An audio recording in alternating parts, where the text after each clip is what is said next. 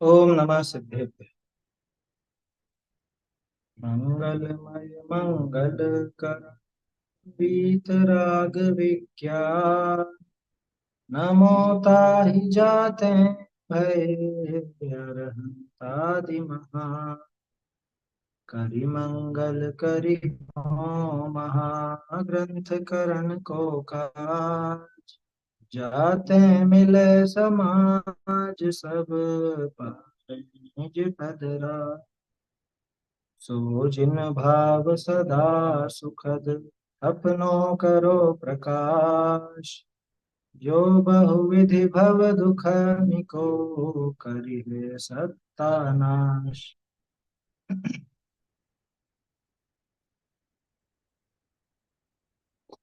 मोक्ष मार्ग प्रकाशक ग्रंथ में वेदनी के उदय जन्य दुख और उससे निवृत्ति अपन देख रहे हैं। इसमें असाता वेदनी के उदय में क्या क्या मिलता है ये अपन ने देखा। और उसमें तो दुख सिद्ध करने की जरूरत है नहीं, सारी दुनिया उसमें दुख मानती है। पहले तो वेदनी में तीन बातें, वेदनी के उदय में होने वाली तीन चीज। एक तो शरीर की अवस्था होती है। अब असाता का उदय होता है तो प्रतिकूल अवस्था होती है, और साता का उदय होता है तो अनुकूल अवस्था होती है ना। माने बलवान पना, पुष्टता, और सब शारीरिक रूप से सब अच्छा होना, ये सारी दशाएं होती हैं। दूसरा बिंदु कि उस शरीर की अवस्था में कारण बनने वाले बाहरी संयोग मिलते हैं। जैसे असाता का उदय हो तो बाहर में असुहावने पवन आदि मिलेंगे जिससे ये बीमार पड़ सके, या कुछ ऐसे ऐसे संयोग मिले। साता के उदय में जिससे शरीर में बलवानपना, पुष्टपना, सुंदरता इत्यादि बना रहे, ऐसे सुहावने मौसम वगैरह ये सब की प्राप्ति होगी। और तीसरा कि अन्य द्रव्यों का भी संयोग वेदनी के उदय में मिलता है।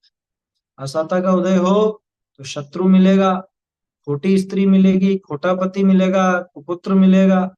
साता का उदय हो तो मित्र मिलेंगे, साधर्मी मिलेंगे, देव शास्त्र गुरु मिलेंगे। साता के उदय में मिलते हैं वो भी, है ना। विशेष पुण्य है वहां पर, ये ध्यान रखने की बात है। तो वो सब मिलेंगे। खैर अभी यहाँ पे उनकी बात नहीं करनी अपने को, यहाँ पे तो अनुकूल संयोगों की मात्र बात करनी है, लौकिक दृष्टि से अनुकूल जो अनुकूल, है ना। मोक्ष मार्ग की बात है नहीं, क्योंकि यहाँ दुख की सिद्धि करनी है ना अभी तो साता के उदय में ये सब चीजें मिलती है। असाता के उदय में जो भी दशा शरीर की हो या बाहर में जो भी संयोग बनते हो, उनमें दुख सिद्ध करना कोई बड़ी बात नहीं, वो सबको मालूम है। साता के उदय में बाहर जो संयोग मिले हैं वो वास्तव में सुख रूप नहीं है, दुख रूप है। ये समझना थोड़ा सा टेढ़ा पड़ता है इस जीव को। वहां पे सुख मानता है, जबकि वास्तव में वहां सुख है नहीं। क्यों नहीं? कि भाई इसकी दशा ऐसी है कि पहले बहुत सारे रोग लगे हुए थे, उनमें से कोई एक रोग की किसी प्रकार से थोड़ी सी, थोड़ी देर के लिए थोड़ी उपशांतता हुई है, तो ये सोचता है कि हाँ अब थोड़ा ठीक हुआ, अब ठीक हुआ, पहले से अच्छा महसूस करता। 105 डिग्री की जगह अभी हाँ 100 डिग्री हुआ। हाँ, कल आई थी ना बात। वहां पे बुखार मिटा नहीं है, लेकिन क्या लगता है इसको कि हाँ अब तो ठीक हूँ, अब तो ठीक हूँ, फर्स्ट क्लास हूँ। कोई रोग जैसे घटने की ओर अग्रसर हो, वो ऐसा लगता है बीच में थोड़ा यूं घटता हुआ जाता है। अब जरूरी नहीं कि वो समाप्त हो जाएगा, वो पलट करके बढ़ भी सकता है ना। टाइफाइड वगैरह ऐसा ही तो होता है, बुखार उतरता है फिर आ जाता है, फिर उतरता है फिर आ जाता है। उतरते ही इसको लगता है कि अब ठीक हूँ, लेकिन थोड़ी देर बाद फिर बुखार। तो ऐसी स्थिति यहाँ पे साता के उदय में बनती है। अब वास्तविकता तो ये है, थोड़ी बहुत उपशांतता हुई थी इसके, है ना। ये जीव अनेक दुखों से बहुत पीड़ित हो रहा था, दुख भी अनेक थे और पीड़ा भी बहुत थी। उसके किसी प्रकार से किसी एक दुख की कुछ काल के लिए कुछ उपशांतता। टोडरमल जी का वाक्य विन्यास तो देखो कैसे लिखते हैं वो। हम्म? किसी प्रकार से कोई एक दुख की कुछ काल के लिए और कुछ उपशांतता। हर चीज में पूरापन नहीं है, पूर्णता नहीं है, कि सभी तरह से दुख नहीं मिटा, किसी प्रकार से मिटा। वो भी सारे दुख की तो बात ही नहीं, कोई एक दुख है ना। हाँ, मिटा ही नहीं है, उपशांतता हुई है, वो भी थोड़ी सी है, थोड़ी सी उपशांतता हुई। तो ये क्या सोचता है, पूर्व अवस्था की अपेक्षा अपने को सुखी कहता है। पूर्व अवस्था की अपेक्षा, कल बात की थी अपन ने, एक शब्द दिया था मैंने, तुलनात्मक दृष्टि से देखता है। क्या, तुलनात्मक दृष्टि से देखो। लोक में क्या है, बहुत से लोग इसको बहुत अच्छा समझते हैं, तुलनात्मक दृष्टि से देखने को। वो ऐसे ऐसे मोटिवेशनल स्पीकर देते हैं, क्या कि तुम अगर अपनी परिस्थितियों में दुख महसूस करते हो, तो उसको देखो जिसके पास ये भी नहीं। शुरू से ये हो, वो ऐसी मान्यता रहती है, जबकि ये तुलनात्मक दृष्टिकोण वास्तव में ये बहुत खोटा है। क्यों? क्योंकि दूसरे के दुख में सुख मान रहा है। इसको भी मान कसाई तो बताया, मान कषाय है। हम्म। झोपड़ी वाले की तरफ देख के वो महल वाला माने, वो तो मान लेता है ठीक है। नहीं, बड़े मकान वाले, वो महल की तरफ देखता है तो दुखी होता है, झोपड़ी वाले को देखता है तो सुखी होता है। ये बहुत छोटी मानसिकता है। ये मान कषाय है उसमें। हाँ, मान कषाय भी है, और दूसरे के पीड़ा में खुद का कि हाँ मैं तो इससे तो अच्छा है, इससे अच्छा है। जब मैंने देखा कि उसके पाँव ही नहीं थे, चप्पल का दुख, हमने तो जूते ही नहीं पहने, तो दुखी हो रहा था। जब देखा करो उसके तो पाँव ही नहीं है। ऐसी कहानी आती। ये आज के लिए सोशल मीडिया में बहुत चलती है इस तरह की बात। हाँ, आया समझ। तो वो बिल्कुल खोटी मानसिकता, अच्छी मानसिकता नहीं है वो। मतलब वो तो खुद को ही छलावा देने जैसा है। क्या, खुद को ही छल रहा है वो, कि भाई दूसरे को देख लो अपन तो, या दूसरा जो अपने से भी नीचा दिखेगा ना, उससे अपन अच्छे दिखेंगे तो शांति आ जाएगी थोड़ी सी। अच्छा, और चक्कर क्या है, सभी एक दूसरे को समझाने में इसी तरह की बात करते हैं। माँ बाप बच्चों को समझाएंगे तो कहें उसको देख, उसके पास तो कुछ भी नहीं है, तुमको तो सब इतनी सुविधाएं हमने दी हैं, और फिर भी तुम पढ़ते नहीं। हाँ? वो ऐसा तुलना करके उसको थोड़ा सा नीचा दिखाने जैसी बात हो जाती है। वो अच्छा दृष्टिकोण नहीं है। लेकिन तोड़रमल जी ने तो एक झटके में उड़ा दिया उसको। क्या, कि वो वहां पे पूर्व अवस्था की अपेक्षा अपने को सुखी कहता है, अथवा दूसरे किसी को देख करके अपने को सुखी कहता है। परमार्थ से सुख है नहीं, वास्तविकता यह है कि उसके सुख नहीं है, और भ्रम से सुखी कहता है खुद को। तो वो बाबूजी की लाइनें तो अध्यात्म में आगे की है, वो चीज अलग है। भ्रम से दुखी, क्या है वो, कहता अरे दुखी अपने को, बस इस भ्रम को हरता चल, वो अलग चीज है, वो अलग बात है ना। वो तो अध्यात्म में आगे बढ़ करके है बात। यहाँ अभी सामान्य मीमांसा है कि जीवों की स्थिति कैसी रहती है, खुद को सुखी कहने लग जाते हैं पिछली अपनी दशा देखकर, कि अब तो सब अच्छा है अपने, अब तो सब अच्छा है। जबकि सब क्या अच्छा, जो गड़बड़ थी उसमें से कुछ एक थोड़ा सा उपशांत हुआ, यहाँ पे कुछ अच्छापन प्रकट नहीं हुआ। चलिए, अब यहाँ पे आगे ये जो उपाय इसका है, ये देखते हैं झूठा कैसे है ना, इसको ढूंढारी से पढ़ते हैं पहले अपन।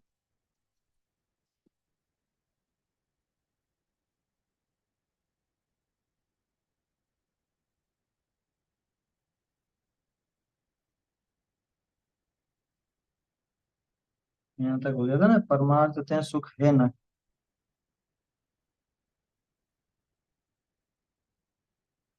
बहुरी, या को आशा का असता का उदय होते हैं, जो होई ता करी तो दुख भसे, ताते ताके दूरी करने का उपाय करे है। और साता का उदय होते हैं, जो होई ता करी सुख भसे है, ताते ताको होने का उपाय करे। सो ये उपाय झूठा है। हम्म, प्रथम तो प्रथम तो या का उपाय के अधीन नहीं, वेदनी कर्म का उदय के अधीन है। असाता के मेटने के अर्थ ही ताकि प्राप्ति के अर्थ तो सर्व ही अ, सर्व ही के यत्न रहे है। हाँ, रहे, हाँ ठीक है, रहे है। परंतु काहू के थोड़ा यत्न किए भी वह न किए भी सिद्धि हो ही जाए, काहू के बहुत यत्न किए भी सिद्धि ना हुई। ताते जानिए है, या का उपाय या का उपाय या के अधीन नहीं, बहुरी कदाचित उपाय भी करे, और ऐसा ही उदय आवे तो थोड़े काल किंचित काहू प्रकार की असता का कारण मिटे, और साता का कारण होई, तहाँ भी मोह के सद्भाव थे, तिनको भोगवने की इच्छा करी आकुलित होए। एक भोग की वस्तु को भोगवने की इच्छा हुई, वह यावत न मिले तावत तो वह की इच्छा करी आकुल हुई, और वह मिलिया और उसी समय अन्य को भोगवने की इच्छा हो ही जाई, तब ता करी आकुल हुई। जैसे काहू को स्वाद लेने की इच्छा भई थी, वाका स्वाद जिस समय भया तिस ही समय अन्य वस्तु का स्वाद लेने की व स्पर्शन आदि की इच्छा उपजे, अथवा एक ही वस्तु को पहले अन्य प्रकार भोगवने की इच्छा हुई, वह जावत न मिले तावत वाकी आकुलता रहे, और वे भोग भया और उसी समय अन्य प्रकार भोगवने की इच्छा हुई। जैसे स्त्री को देखा चाहे था, जिस समय अवलोकन भया उसी समय उसी समय रमने की इच्छा होए, बहुरी ऐसे भोग भोगवते ही तिनके उपाय करने की आकुलता हो है। तिनके उपाय करने की आकुलता होए, तो तिनको छोरी उपाय करने को लगे है, तहाँ अनेक प्रकार आकुलता हो है।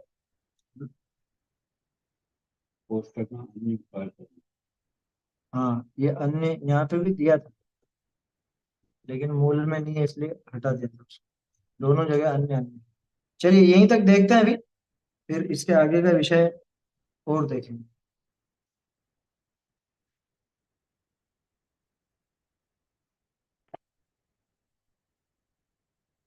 क्या कह रहे हैं? याको असाता का उदय होते जो होई ता करी तो दुख भासे। असाता के उदय में जो कुछ भी होता है, उसके उदय में तो मतलब उससे तो दुख लगता है इसको। बुखार से क्या लगता है? दुख लगे। गर्मी, सर्दी, बारिश की बाधा करे, बहुत बहुत दुख।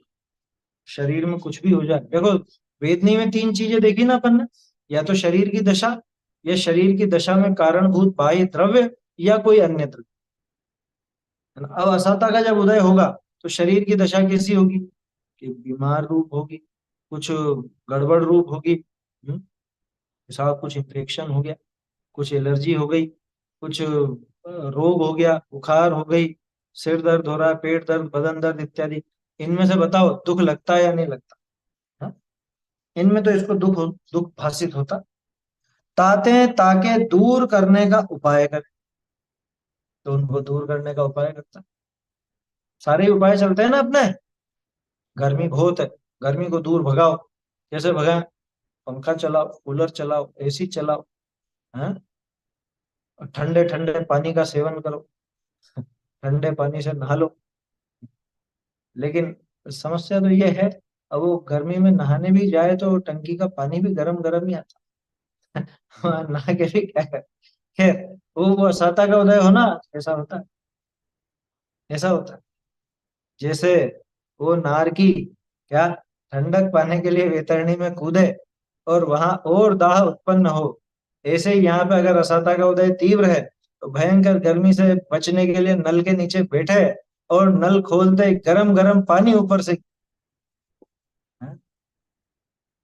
बोलो, ये असाता का उदय करता है। ये तो उपाय करता है, ठीक है।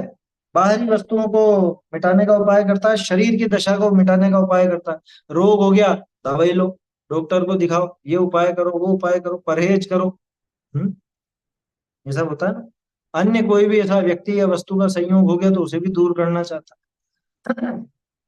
अब वो दूर करने में उसका खात्मा करना तक शामिल है। शत्रु आदि हो तो कोई दुष्ट परिणाम वाला हो तो जान से मारने की भी कोशिश करेगा।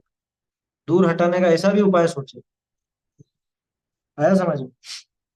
तो असाता का उदय होते जो होई, ता करी तो दुख भासे, ताते हैं ताके दूर करने का उपाय करे। और साता का उदय हो, ये उदय अलग ढंग से लिखा है है ना, खैर प्रतिलिपिकार का ही। असाता का उदय हो, अतः उदय होते हैं जो होई, ता करी सुख भासे। गजब की बात है, ये जो असाता का उदय दूर करना चाहता है ना, खैर वो आगे आ रही है बात, वो साता के उदय बिना दूर नहीं होता। असाता के उदय में गर्मी मिली, ठीक है, गर्मी को दूर करने का उपाय क्या करेंगे? पंखा कूलर एसी, वो किससे मिले? वो साता के उदय से मिले। समझ में आ रही है बात? ये सोचता है मैं उपाय कर लूं।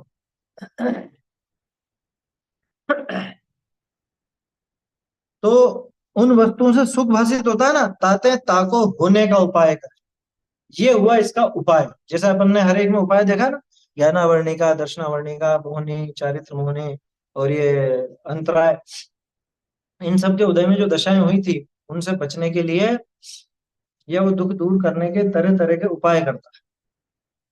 ऐसे ही यहाँ पर असाता का उदय हो तो उसे दूर करने का उपाय करता है, साता का उदय हो तो उसे होने का उपाय, हाँ, बनाए रखने का, होने का, रक्षा करना चाहता है। ऐसा आया था ना पहले, हाँ, वो पिछले में आया था अंतराय में, उसमें लाभ हो तो उसको रखना चाहता है, रक्षा कर, इसी में आया था वो, अंतराय में नहीं, वेदनी में ही आया था। वो तो योग और क्षेम, ये दोनों बातें चलती हैं क्या? जो नहीं है वो प्राप्त करना चाहता है, उसको कहते हैं योग, और जो है उसकी रक्षा करना चाहता, नष्ट नहीं होने देना चाहता, यह है क्षेम, है ना। योग और क्षेम के स्वामी को नाथ कहा जाता है। ऐसी परिभाषा आती है, गुरुदेव कहा करते हैं। हाँ, योग और क्षेम का जो स्वामी है वो है नाथ। जो नहीं है, आत्मा में सुख नहीं है, सुख मतलब पर्याय में सुख की प्राप्ति नहीं हुई अभी तक, तो सुख प्राप्त करना और फिर उस सुख को बनाए रखना, बढ़ाए रखना, अनंतता तक ले जाना, जो नहीं है उसको दिलाना, हाँ, वो क्षीण। जो है उसकी रक्षा करना, जो नहीं है उसको दिलाना, तो योग, योग, योग होता जो है उसकी रक्षा। है। जो प्राप्त है उसकी रक्षा करना क्षेम। इसलिए जो पति होता है ना, जो सामग्री नहीं हो वो मिलाता है, और हाँ, इसलिए नाच कहते हैं। हाँ, वही कहते हैं। सही है, नाथ कहलाता, घर का मालिक है वो, नाथ कहलाता घर का, है, बोलते तो है उसको, है नाथ। देखो, तो साता और असाता के उदय में इसका ये उपाय, लेकिन सो ये उपाय झूठा है। अभी तक जितने भी उपाय अपन ने देखे वो सब झूठे थे, अभी वेदनी में जो उपाय कर रहा है ये भी झूठा है। क्यों? प्रथम तो या का उपाय के अधीन नहीं,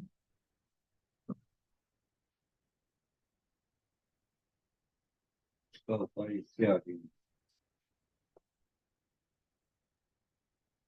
प्रथम तो इसके उपाय के अधीन नहीं, इन्होंने क्या करा? उसका उपाय इसके आगे नहीं। हाँ, वो ठीक बैठता, एक शब्द यहाँ छूटा हुआ लगता है।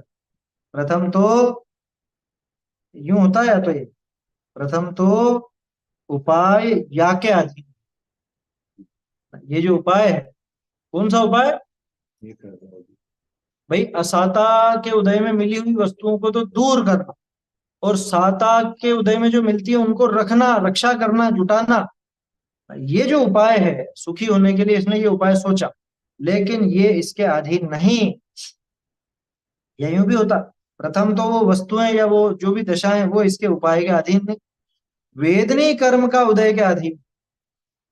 वेदनी कर्म का उदय हो तो वो वस्तुएं रहेंगी या जाएंगी, जो भी है ना, असाता के उदय में वो रहेंगी ही रहेंगी। अच्छा, इसके असाता का उदय चल रहा, तो ये कहीं भी चला जाए इसको दुख ही भोगना है।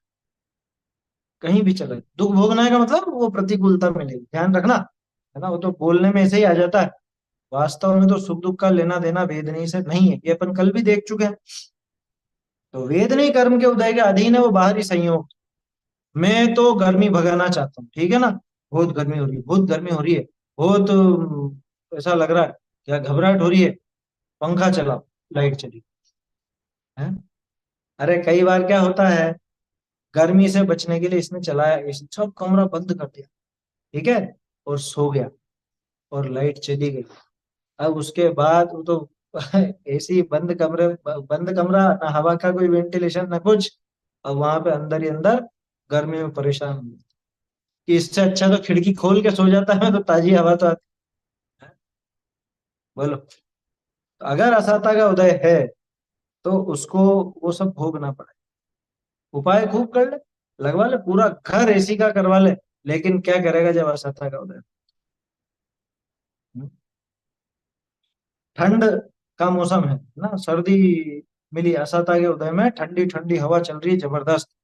हम्म, अब कि हमने तो पैक कर रखा है कि अरे अभी कहीं से तुम्हारी खिड़की खुली रह जाएगी, कांच फूट जाएगा, कोई ना कोई कुछ सुराख हो जाएगा छेद, वहां से सू सू करके ऐसी ठंडी ठंडी हवा आएगी। है, ऐसा होता है ना ये। अब खूब उपाय कर रहे हैं, रजाई भी ओढ़ ली, तो नींद में थोड़ी सी रजाई उगड़ गई, अब वहां से ठंडी ठंडी हवा अंदर घुसती है। पैरों में ठंड लग रही है, माथे पर ठंड लग रही है, क्या करें? असाता का उदय ये प्रैक्टिकल अपने जीवन में अनुभव करने की चीजें हैं। या आया समझ? साता असाता का उदय, भैया अपन चाहें कि सब अपने अनुसार रहें, सब अपने अनुकूल रहें, लेकिन वो काम तो वेदनी कर्म के अधीन है ना, वेदनी कर्म के उदय का अधीन है। असाता के मेटने के अर्थ, अ, अर्थी, साता की प्राप्ति के अर्थी तो सर्व ही प्रयत्न रहे है, सर्व ही के प्रयत्न रहे, सबका ही सबकी कोशिश रहती है ना। अरे हम सब चाहें जग के जीव, दुख ना हो सुख रहे सदैव, ऐसा कहते हैं। लेकिन दुख ना हो का क्या मतलब निकालते हैं?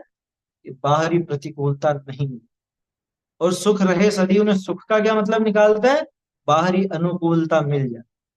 वो भावना तो अच्छी है, सांसारिक दुख का सर्वनाश हो और असली सुख की प्राप्ति हो, लेकिन वहां लोगों की भावना क्या रहती है? वहां पे भावना ये रहती है सब अच्छा अच्छा, सबको अच्छा मिल जाए, है ना, रहने को सबके पास घर हो, पहनने को अच्छे कपड़े हो, करने को अच्छा भोजन हो खाने के लिए, है, ये सब चीजें, और अनुकूलता सब तरह की रहे। क्या कहते हैं वो सब सुख सुविधाएं, सुख मतलब सुख नहीं समझे हो, सुख मतलब तो सुख सुविधाएं, है? सुखी रहे तो जीवन। हाँ, तो सुखी रहे सब जीव जगत के। अब उनसे पूछो कि सुखी कैसे रहे, और कवि की तो भावना ऊंची थी, वो तो अध्यात्म की बात लिख गए, लेकिन ये क्या समझता है सुखी रहे सब जीव जगत के, का मतलब कि सबको बहुत अच्छा अच्छा मिले, अच्छा घर बार मिले सबको, है। क्या वो दुआएं लेती जाओ, तुझको सुखी संसार मिले, है? और सुख मिले, कौन सा सुख मिले, क्या चाहता है ये? अच्छा बंगला हो, गाड़ी हो, खाना पीना हो, है, जेवरात हो और बढ़िया बढ़िया कपड़े हो, लेकिन उनमें सुख नहीं मिलने वाला। सुखी संसार मिले, सुखी संसार मिले, भावना ही खोटी है वो तो। संसार में सुख का है जो सुखी संसार मिले? कैसा सुखी संसार? इस जगत में सुखी संसार नाम की चीज है ही नहीं। क्यों? कि संसार का अर्थ ही दुख है। कहूँ न सुख संसार में। हाँ, कहूँ ना सुख संसार में, सब जग देखियो छान, और ये कहते हैं सुखी संसार मिले, कैसे मिले? क्या कहा था कि सारी असाता के मेटने के लिए, साता की प्राप्ति के लिए तो सर्व ही के प्रयत्न रहे, सभी यही कोशिश करते हैं ना। अरे एकेंद्रीय जीव से लगा के संगी पंचेंद्रीय तक सबके यही कोशिश है। वो छोटी सी चींटी भी जो इधर से उधर दौड़ भाग करती है वो भी इसीलिए, और ये संगी पंचेंद्रीय मनुष्य जो सबसे बुद्धिमान कहलाता है, ये भी दिन भर इसी के लिए भाग दौड़ करती है।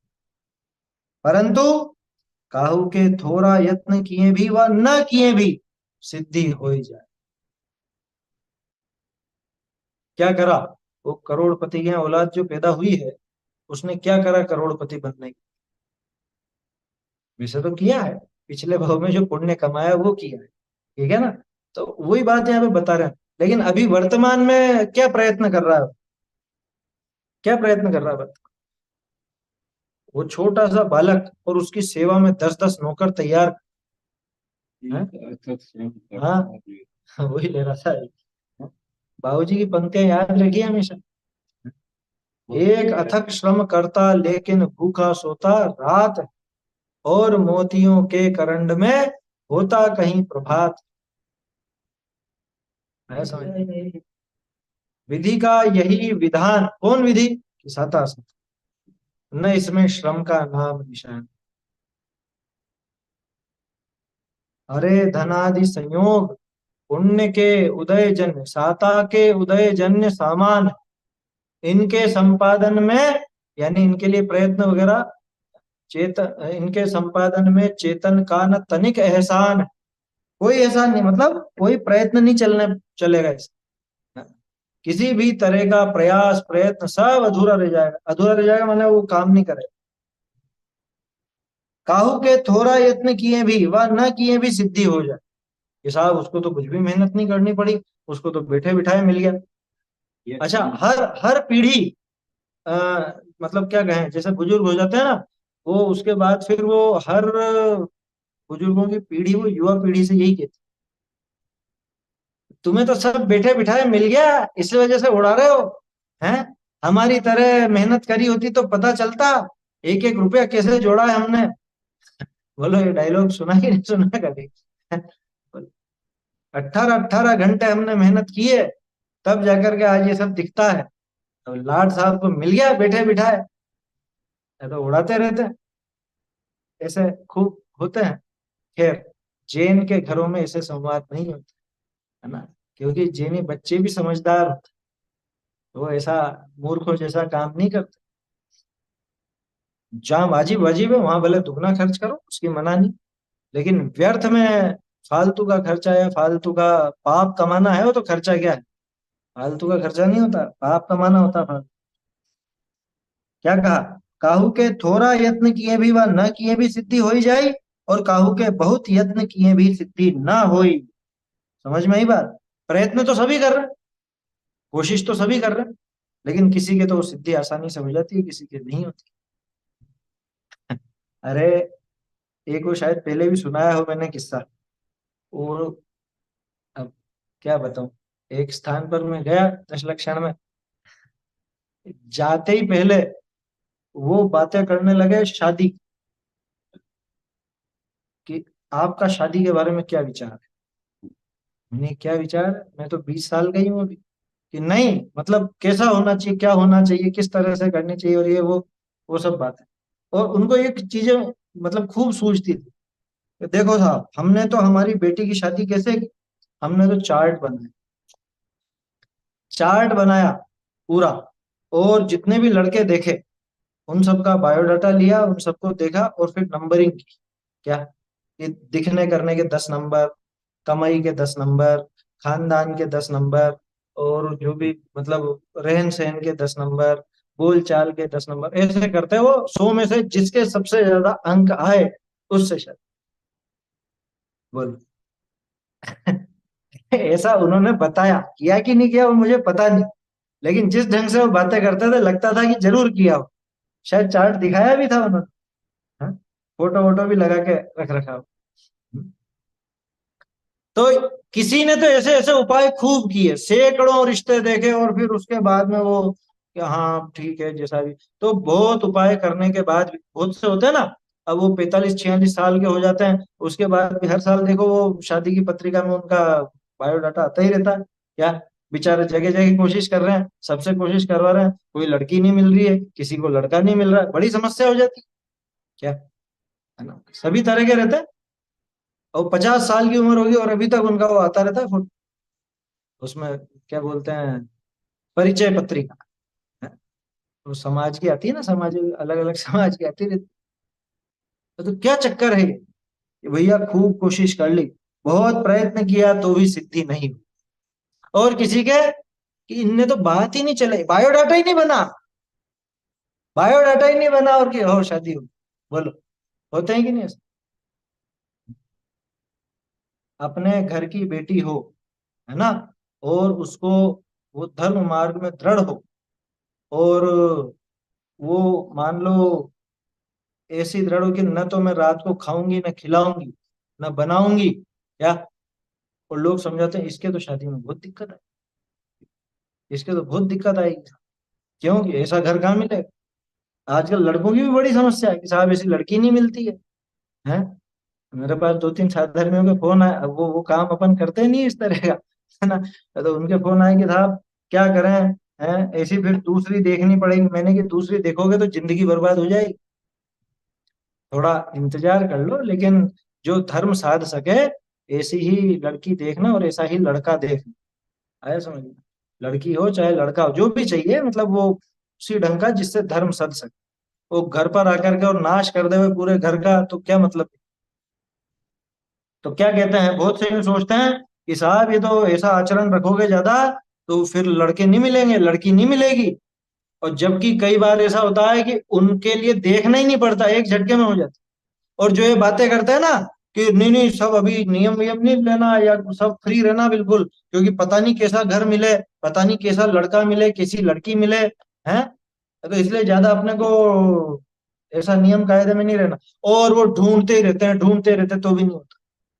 और कहीं भूले भटके हो भी जाए तो वहां भी दुखी होते हैं। देखो मैं तो एक बात जानता हूँ, जो अपने नियमों का दृढ़ता से पालन करता है उसको कहीं पर भी समस्या नहीं आती, कहीं नहीं आती। आया समझ। मैं मेरे व्यक्तिगत अनुभव से आपको ये बात बता रहा हूँ। जैसे खाने पीने में अपन लोग कुछ नियम काफी पालते हैं। अब लोग बाग बहुत से कहते हैं कि तुम बाहर जाते हो तब क्या दिक्कत, मतलब परेशानी आती होगी। जबकि मेरा व्यक्तिगत अनुभव, मुझे आज तक कहीं समस्या नहीं आई, कहीं पर भी कहीं समस्या नहीं आई। जबकि ठीक है, अपने जो भी है सामान्य रूप से नियम कायदे रहते ही हैं, तो कहीं दिक्कत नहीं। अब उसका कुछ भी कह लो। बहुत से लोग कहते हैं कि तुम कम में ही संतुष्ट हो जाते हो, इस वजह से दिक्कत नहीं आती। अरे कुछ भी हो, हमें तो समस्या नहीं आई, है ना। ये तो तुम्हारी समस्या है, तुम संतुष्ट नहीं होते हो तो हम क्या करें। समझ में आ रही है बात।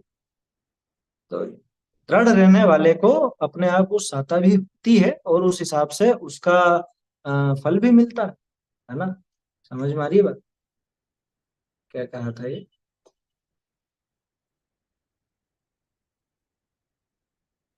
अच्छा, देखो, तो ये उदय जो है, उपाय की बात चल रही है ना। ये जो उपाय करता है, क्या उपाय करता है, असाता में मिली हुई चीज को हटाना चाहता है, साता में मिली हुई चीज को रखना चाहता है ना। लेकिन इसके उपाय के अधीन नहीं है वो वस्तु। क्यों कि किसी के तो थोड़ा यत्न किए भी, या वो यत्न ही नहीं किया, कोई प्रयत्न नहीं किया, तो भी सिद्धि हो जाए।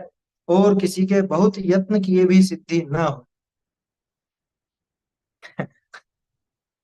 नेट की परीक्षा दी थी ना जब, तब, अब देखो मेरी क्या राइटिंग स्पीड थोड़ी सी कम है, रफ्तार लिखने में कम है। 10वीं से लेके एमए फाइनल तक भी कोई पेपर पूरा नहीं हुआ। जो आखिरी पेपर दिया बस वो पूरा हुआ था मेरा। और उसके बाद नेट की परीक्षा दी, तो हमारे टाइम पर नेट में 3 पेपर होते, अब तो 2 ही हो गए। और अब तो सिर्फ ऑब्जेक्टिव है। उस टाइम 200 नंबर का लिखने का होता था। अब मेरी तो रूह कांप गई उसको देख कर। अब जब पेपर देने बैठा तो वो भी पूरा नहीं हुआ, क्योंकि न तो रफ्तार थी और लिखते लिखते हाथ दुखने लग जाते। उस समय कसम खाली थी कि अब कभी देना ही नहीं है पेपर, कोई सा भी नहीं दे। समझ में आई बात। और हमारे मित्रों ने भी बहुत दिए, मैंने पहली बार ही दिया और ज्यादा मेहनत भी नहीं की। और उसके बाद भी पहली बार में नेट जेआरएफ हो गए, जेआरएफ निकल गए पहली बार। और बहुत से लोग जो 6 6 7 7 बार देते रहे, तो भी नेट भी क्लियर नहीं हो, जेआरएफ तो आगे की चीज। समझ में आई बात। मैं नहीं बता रहा हूँ कोई मैंने बहुत बड़ा तीर मार लिया है कुछ वो। मैं कह रहा हूँ ये जो आया ना, थोड़ा यत्न किए भी या न किए भी, ये बात इसलिए याद आ जाती है क्योंकि बाद में मेरे पास कई लोगों के फोन आए कि आपने कैसे तैयारी की थी, हमें भी कुछ तरकीब बताओ, या कैसे वो करे। मैंने तो कुछ तैयारी नहीं की। पेपर के 5 दिन पहले तो मैं गया ही था जयपुर। जब पेपर था उसके सिर्फ 5 दिन पहले गए, 5 या 7 दिन पहले, उतनी पढ़ाई हुई बस। अब वो जो समझ लीजिए कॉमन एप्टीट्यूड का रहता है शुरू शुरू में, उसमें थोड़ा दिमाग चलता था। और बाकी जो अपना जैन दर्शन का विषय था वो तो 9 साल से पढ़ ही रहे थे, तो उसमें तो अलग से कुछ पढ़ना था नहीं। तो अलग से कुछ तैयारी विशेष हुई नहीं। तो ये आया ना, थोड़ा यत्न किए भी व न किए भी। अब उसको कुछ भी समझ लो कि साहब थोड़ा सा ही यत्न किया और तो भी आसानी से होगी। और बहुत से जो दिन भर उसी में खपे रहते और उसके बाद भी नहीं हो तो नहीं। ये प्रतियोगी परीक्षा देते तो रहते हैं लोग, सीए करते हैं, एमबीए करते हैं, और पता नहीं वो कौन सी परीक्षा होती है, आईएएस आरएएस में, वो जाने कितने अटेम्प्ट देते ही रहते हैं, देते ही रहते हैं, जब तक आखिर ही नहीं हो तब तक देते रहते हैं, और फिर भी क्लियर नहीं होता, और बहुत से पहली बार में ही क्लियर हो। अब उसको अपनी बुद्धिमत्ता के रूप में पेश करते हैं वो लोग, जबकि अपन तो जानते भैया साता का उदय है, हकीकत ये है। और वहां क्या सोचता, हम इतने बुद्धिमान है, एक ही बार में निकाल लिया। अरे काहे का बुद्धिमान, बड़े बड़े बुद्धिमान बैठे हुए हैं, आया समझ में। हमने इतनी मेहनत की इसलिए एक बार में निकाल ली ये परीक्षा। ये मेहनत वेहनत से कुछ नहीं होता। देखा ना अभी अपन ने, एक अथक श्रम करता, बहुत मेहनत करी, ये क्या लेकिन हुआ, पेपर लीक हो गया जो हाँ अच्छा ये क्लियर भी हो जाए क्या, रिजल्ट भी आ गया, लेकिन उसके बाद खबर है पेपर लीक हुआ था, फिर से परीक्षा हुई। लो, सारी मेहनत धन। राजस्थान में तो खूब हो गया, दो चार बार हो गया, अन्य जगह भी हो गया है? नहीं सुने क्या ऐसे कांड, पेपर लीक के कांड है? बड़ा माफिया सक्रिय है इस विषय में भी है। वो बेचारे जाने कहाँ कहाँ से, और इतने भटकते हैं, इतने भटकते हैं, 1000 किलोमीटर दूर से, है ना, ठेठ वहां बाड़मेर जैसलमेर और उधर से यहाँ हमारे यहाँ परीक्षा देना है, 1000 से भी ज्यादा है, इतनी दूर है समझ, इतनी दूर वहां से बिल्कुल अनजान, यहाँ का वहां जावे, खाने का ठिकाना नहीं, रहने का ठिकाना नहीं, और बहुत मेहनत करके परीक्षा देने जावे, परीक्षा भी दे, और अच्छे से दी, सब मेहनत भी करी, लेकिन साहब पेपर लीक, वापस से हुई परीक्षा।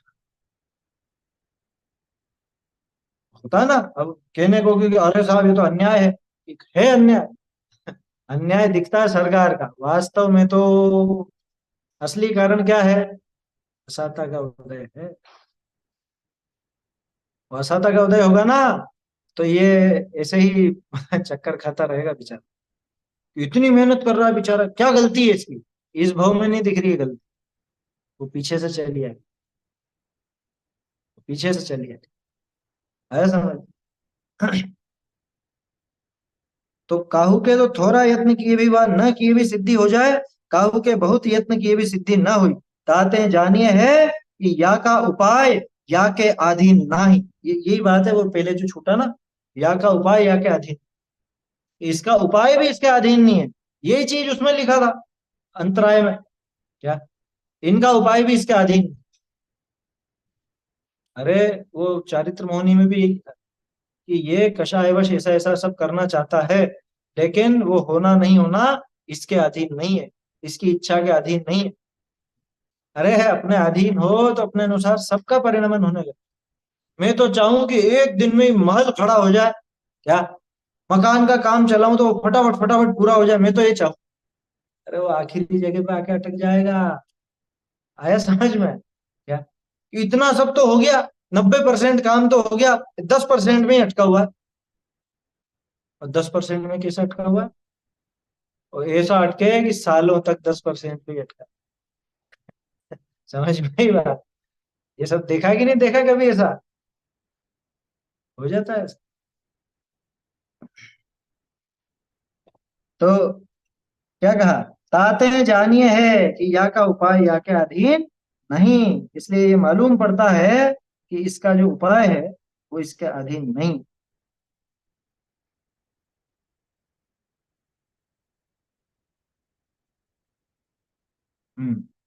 इसके अधीन नहीं। बहुरी कदाचित उपाय भी करे, पर ऐसा ही उदय आवे, तो थोड़े काल किंचित काहू प्रकार की असाता का कारण मिटे, और साता का कारण हुई, तहां भी मोह के सद्भाव थे, तिनको भोगने की इच्छा करी आकुलित हुई। पहले तो पहली लाइन को समझ लो, क्या हुआ कि ऐसा ही उदय आवे, कैसा उदय आवे, मान लो जैसा ये चाहता था वैसा, मतलब जो इसको इष्ट लगता है, क्या है, आज ही सिद्ध दशा, हाँ वो देखो उसमें साता असाता मत लगा, अपन चाहे आज सिद्ध दशा हो जाए, सम्यक दर्शन हो जाए, लेकिन वो अपने अधीन नहीं, ये वहां नहीं लगी, यहाँ पे बाहरी वस्तुओं की बात लगा, है ना, क्योंकि सम्यक दर्शन या मोक्ष आदि ये तो अपने पुरुषार्थ के अधीन बताएंगे, है ना, वो अपनी चीज है, वो अपनी पर्याय की, यहाँ पे अन्य वस्तुओं की बात है। अरे इसमें वही चीज चल रही है, कौन सी? 48 नंबर पेज।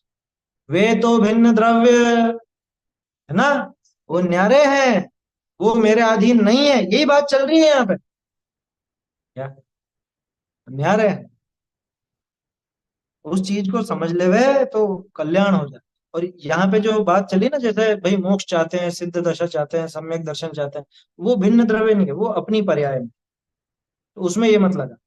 देखो पहले अपन ने क्या देखा, वेदनी से क्या मिलता है, ये कंसेप्ट क्लियर रखो।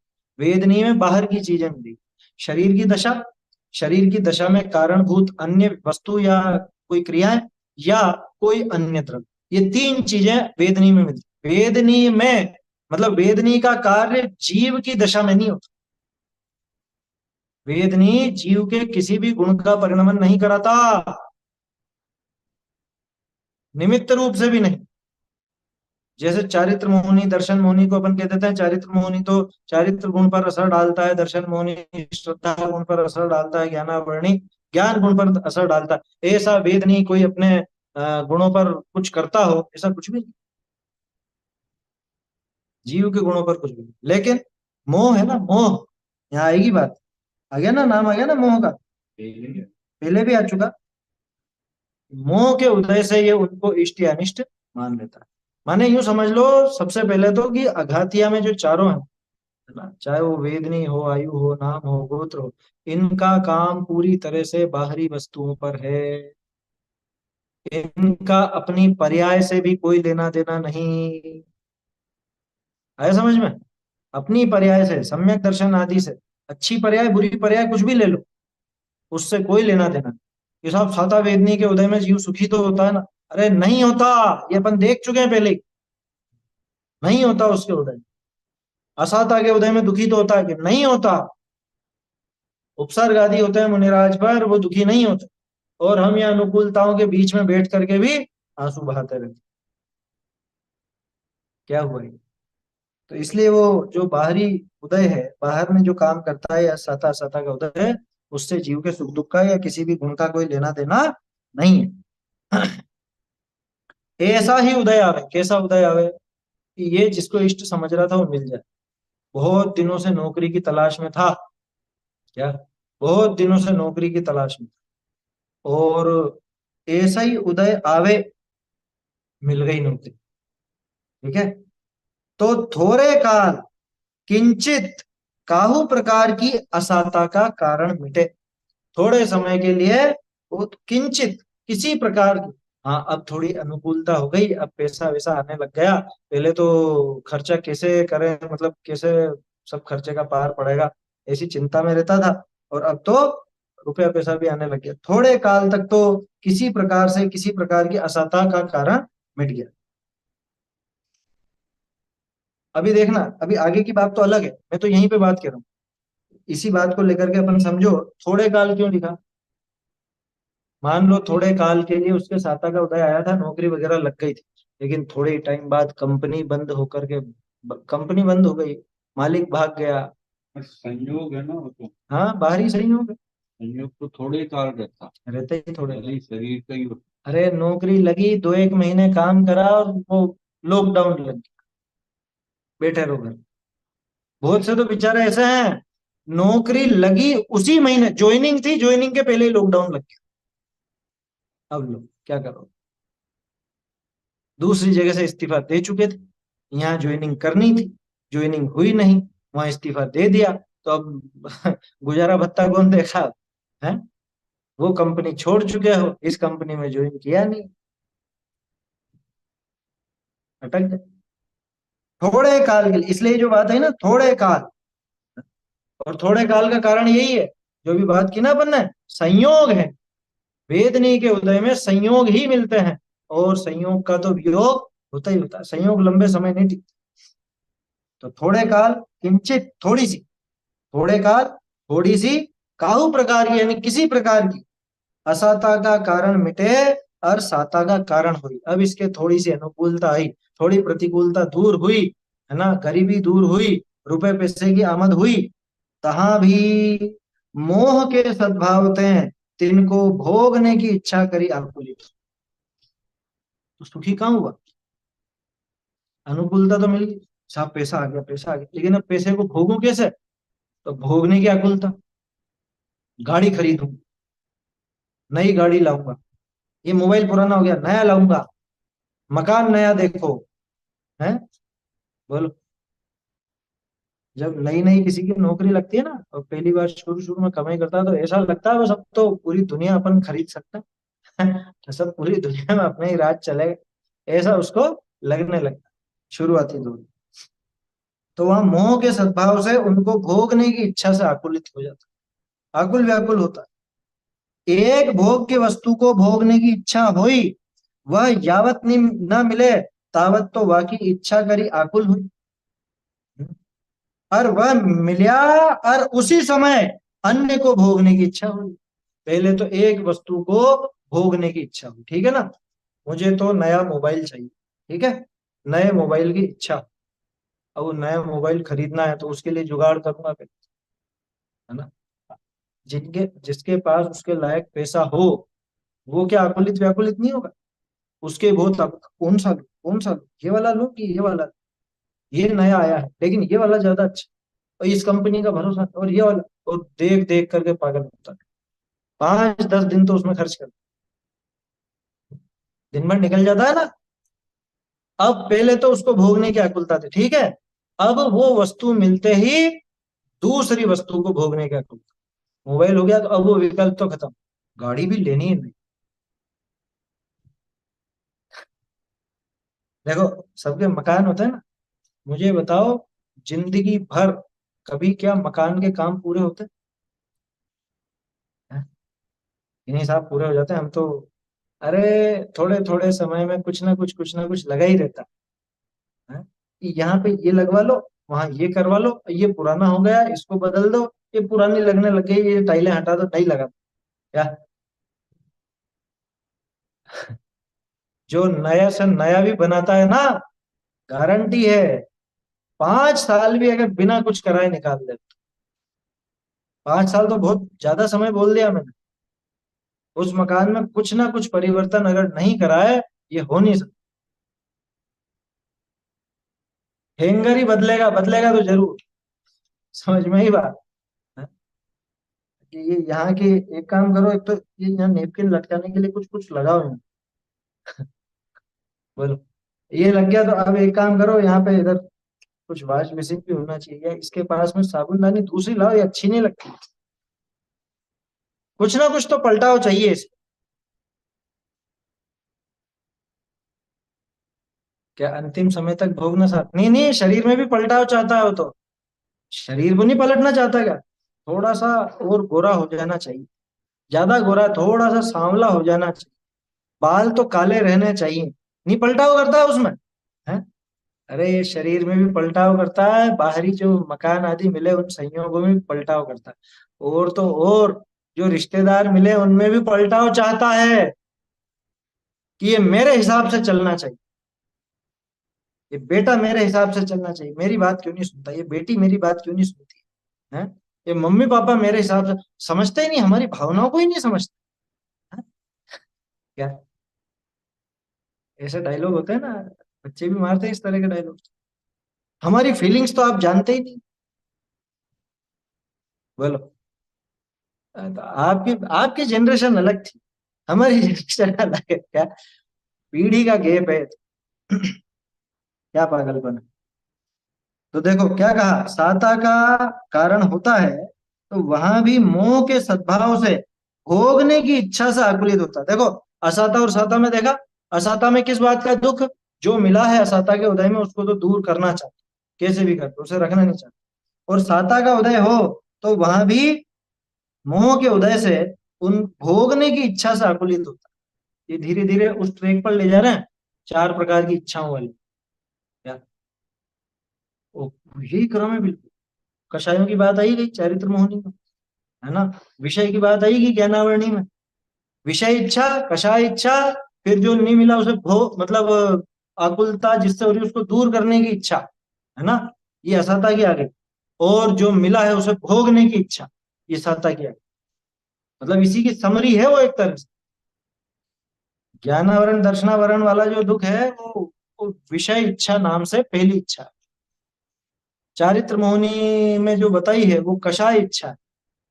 असाता के उदय को दूर करने की इच्छा वो तीसरे प्रकार की इच्छा है, प्रतिकूलता आदि को दूर करने की।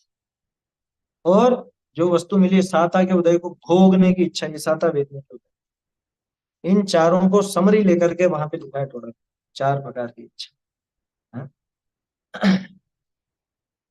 क्या कहा, साता का कारण हो वहां भी मोह के सद्भाव से उनको भोगने की इच्छा से आकुलित होता है। कैसा आकुलित होता है, पहले तो एक वस्तु को भोगना चाहता है ना। अब एक भोग की वस्तु को भोगने की इच्छा हो, वह यावत ना मिले तावत तो बाकी इच्छा करी आकुल हुई। अभी मोबाइल और मोटरसाइकिल का लिया ना उदाहरण, जब तक मोबाइल नहीं मिला तब तक उसकी इच्छा से आकुल व्याकुल हुआ। और वह मिला और उसी समय अन्य को भोगने की इच्छा हुई। और गिद्ध भोजन में जाते जाते हैं ना लोग, अब वहां पे एक चीज लेते, पहले तो ये चख करके देखो ये मिल जाए, तो पहले तो वहां पे जाके मांगता है ना, दे दो भैया। और फिर वो मिल जाए, चख लिया, तत्काल ही चलो अब उस स्टॉल की तरफ दौड़ो, अब उस स्टॉल की तरफ दौड़ो। और यहाँ ये भी मिठाई, और यहाँ ये क्या है पता नहीं, क्या चाइनीज वाइनीज और जाने के। एक्चुअली जी वो मिली और दूसरी तरफ दो, हाँ, मिलते ही दूसरी जब तरफ, मिल जाती तो उसी समय उसी समय ये अभिजन अन्य को भोगने की इच्छा हो जाए, मतलब भोगना भी पूरा नहीं हो पाता है इसका। भोगना पुण्य करा भी तो समझ में आ रही है बात, बोलो। ये अभी के जमाने में देखो तो शादी का रिसेप्शन बेस्ट एग्जाम्पल है इस उदाहरण का। हाँ वही तो बोला, मतलब गिद्ध जैसे एक भोजन। सौ रुपए से ले, हाँ, ले लिया तो बस लेते ही दूसरी जगह भागो, डोसे में लाइन लगी, यहाँ से लिया वहां से लिया, मतलब खाते खाते ही चलते जाएंगे ना, दूसरी जगह भागते जाएंगे। खाना चालू नहीं हुआ है, अभी तो थाली भरनी है पूरी। मिल जाती है तो हाँ। या भोगने का क्या लिखा, अभी तो मिला उसी समय दूसरे को भोगने की भी इच्छा। मतलब ये एक को भी ढंग से नहीं भोग पाता। अरे तू थोड़ी तसल्ली से एक वस्तु को तो भोग ले पहले, हैं? फिर आगे की सोचना। लेकिन ये भोगता नहीं है, पहले जुटाया जाता है, जुटाया जाता है, जुटाया जाता है। इतने में एक बच्चा आकर के थाली को उछाल देता, सारा का सारा मिट्टी में मिल जाता।